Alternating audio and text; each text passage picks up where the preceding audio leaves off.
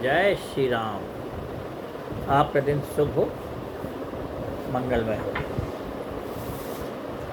हम बैठे हैं अपने घर में, छतरपुर आए हैं। देखिए ये हमारा बैठक कक्ष है और पहले यहाँ वाश बेसन लगवाना था, लेकिन फिर यहाँ अंदर की वजह नहीं, ये हमारा पूरा घर है। चल आपको बताओ कि पीछे नहीं सामने।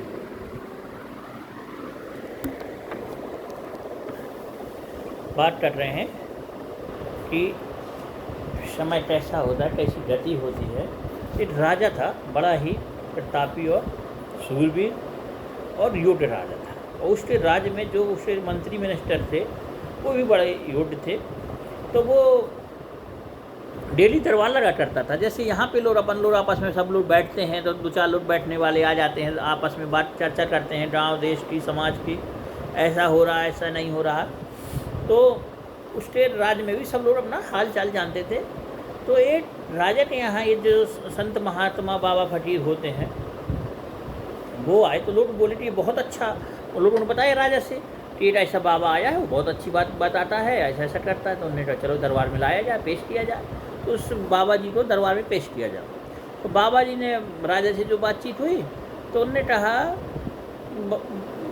महात्मा जी ने बाबा जी से कहा कि ये तुम अंगूठी रख लो। बाबा जी ने एक अंगूठी दी महात्मा जी ने, ये अंगूठी रख लो तुम, और जब तुम्हारी बहुत बड़ी विपत्ति आए, जब तुम्हारे प्राण संकट में हो जाए, तब तुम इसको खोल के देखना, बाकी इसको खोलना नहीं, हमेशा पहने रहना। तो उसने कहा अच्छी बात है। बोले ऐसी क्या? तो बोले उसे ऐसे आजमाना नहीं कि तुम उसे बीच बीच में खोल के देखो। बोले जब तुम्हें लगे कि अब मेरे प्राण बचने वाले नहीं संकट, अब तब मैं उसे खोल देना। ठीक है। तो राजा उसको पहने रहा और उसका राजपाट चलता रहा। तो कुछ समय बाद कि राजा में दूसरे राजा ने आक्रमण कर दिया।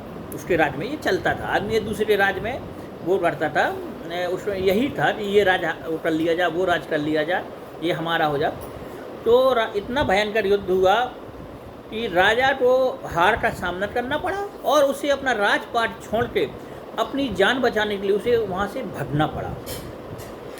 तो राजा को कब्जे में लिया जाता था, पूरा राज अधीन हो जाता था। तो उसके सिपाही, दूसरे राजा के सिपाही उसके पीछे लग गए। तो कुछ दूर तक वो घोड़े से गया।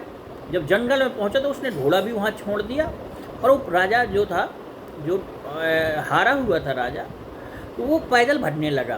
तो पैदल भट के इतनी दूर पहुंचा और झाड़ियों में, गुफाओं में छुप कर बैठ गया। तो उसे वहाँ से आवाज़ आ रही थी कि जो घुड़सवार थे वो हमारे पीछे दौड़ रहे थे पकड़ने के लिए, वो चले आ रहे। तो कुछ देर उनकी आवाज़ उसे सुनाई देती रही घुड़सवारों की। तो वो डरता रहा, मन में सोचता रहा कि हे भगवान, आज कैसे बचें। और कुछ देर बाद उसे फिर उस बाबा की याद आई कि अरे बैठे मुझे एक बाबा आए थे, उनने ऐसा कहा था जब तुम्हारे प्राण संकट में पड़ जाएं तब मेरी अंगूठी खोल के देखना। तब उसने उस अंगूठी को निकाल के अपनी उंगली से उसमें देखा, नीचे से खोल के, तो जो उसमें पर्ची पड़ी थी, उस पर्ची में क्या लिखा था? उस पर्ची में लिखा था एक दिन ये भी चला जाएगा।